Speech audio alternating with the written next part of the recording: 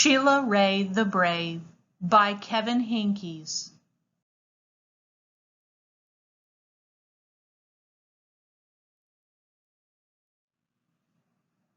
For Gretchen. Sheila Rae wasn't afraid of anything. She wasn't afraid of the dark. She wasn't afraid of thunder and lightning, and she wasn't afraid of the big black dog at the end of the block. At dinner, Sheila Rae made believe that the cherries in her fruit cocktail were the eyeballs of dead bears, and she ate 5 of them. At school, Sheila Rae giggled when the principal walked by. And when her classmate Wendell stole her jump rope during recess, Sheila Rae tied him up until the bell rang. "I am very brave," Sheila Rae said, patting herself on the back. Sheila Rae stepped on every crack in the sidewalk without fear. When her sister Louise said there was a monster in the closet, Sheila Rae attacked it. And as she rode her bicycle no-handed with her eyes closed, "Yay, yay, yay, Sheila Rae!" her friends yelled, clapping their hands. One day, Sheila Rae decided to walk home from school a new way. Louise was afraid to. "You're too brave for me," Louise said. "You're always such a scaredy cat," Sheila Rae called. "Am not," whispered Louise. Sheila Rae started off skipping. "I am brave," she sang. "I am fearless." She stepped on every crack. She walked backwards with her eyes closed. She growled at stray dogs and bared her teeth at stray cats. And she pretended that the trees were evil creatures. She climbed up them and broke their fingers off. Snap, snap, snap. Sheila Rae walked and walked. She turned corners. She crossed streets. It suddenly occurred to Sheila Rae that nothing looked familiar. Okay, at this point in the story, we're going to stop and we're going to make our first prediction.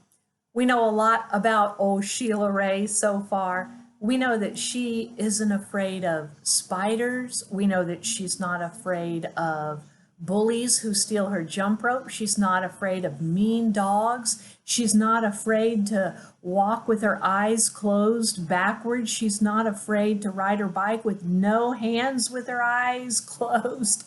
She's a brave little lady, isn't she? So I want to stop now because the book says it suddenly occurred to Sheila Rae that nothing looked familiar. And look at the look on her face. We have to use the clues from the book to help us. So we're going to make our first prediction now. So the way you're going to start it off in your journal is you're going to say, in Sheila Rae the Brave, after Sheila thinks she might be lost, I predict that she will. And I want you to pause the video here and write down your prediction. Remember, it's okay if it's right, it's okay if it's wrong. Your prediction might be right. We're going to read on and confirm. Or the author might have a surprise for you. So pause your video now and make your prediction. Sheila Rae heard frightening noises. They sounded worse than thunder. She thought horrible thoughts. They were worse than anything she had ever imagined. "I am brave," Sheila Rae tried to convince herself. "I am fearless."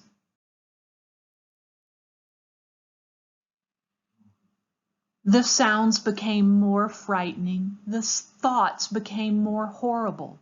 Sheila Rae sat down on a rock and cried. "Help," she sniffled. She thought of her mother and her father and Louise. "Mother, Father, Louise," she cried.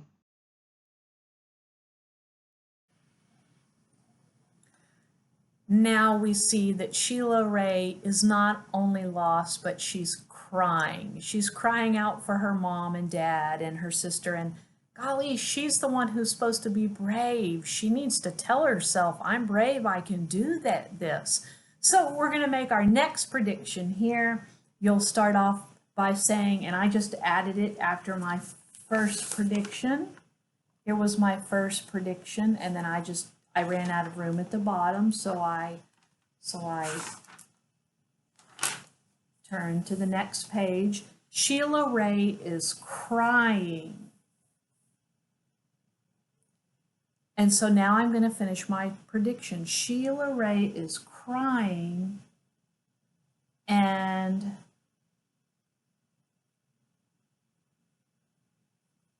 I predict, this is what I'm going to predict that's going to happen next. I predict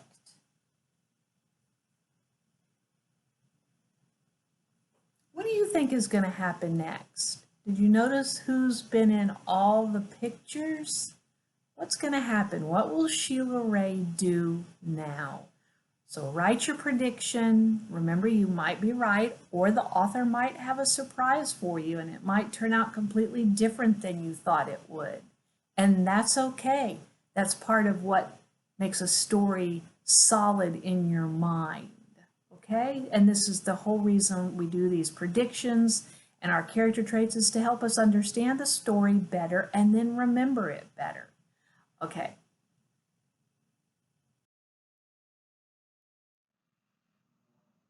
"Here I am," a voice said.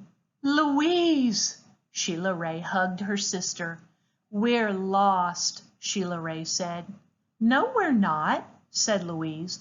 "I know the way home. Follow me." Louise stepped on every crack. She walked backwards with her eyes closed. She growled at stray dogs and bared her teeth at stray cats. And she pretended that the trees were evil creatures. She jumped up and broke their fingers off. Snap, snap, snap. Sheila Rae walked quietly behind her. They walked and walked. They crossed streets. They turned corners. And finally, this is our last prediction. Louise has shown herself to Sheila Rae and led Sheila Rae all the way back home, because luckily Louise knew the way. She wasn't too busy being worried about being lost or anything. She was just watching Sheila Rae. So for my last prediction, I'm going to write Louise has been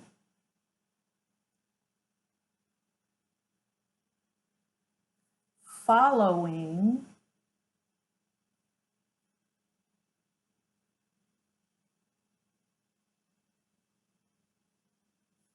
Sheila Rae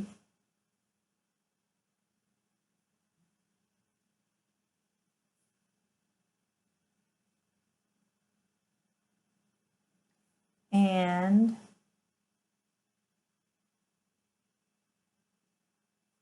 I predict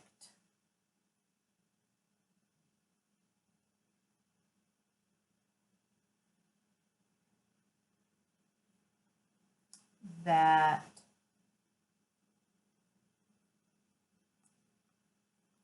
now